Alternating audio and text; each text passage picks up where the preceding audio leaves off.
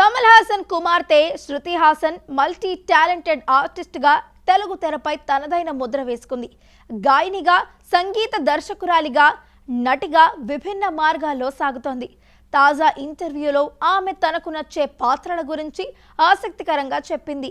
శారీరక శ్రమతో కూడిన రోల్స్, బోల్డ్ క్యారెక్టర్లు చేయాలని ఆమెకు ఉన్న కోరికను వెల్లడించింది.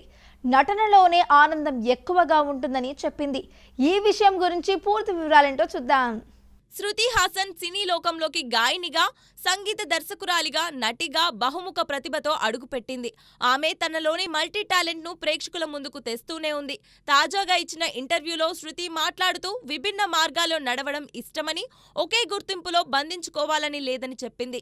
సంగీతం, నటన, రచన అన్నీ ఇష్టమే అయినా నటిగా ఉండడమే ఎక్కువ ఆనందాన్నిస్తుందని తెలిపింది.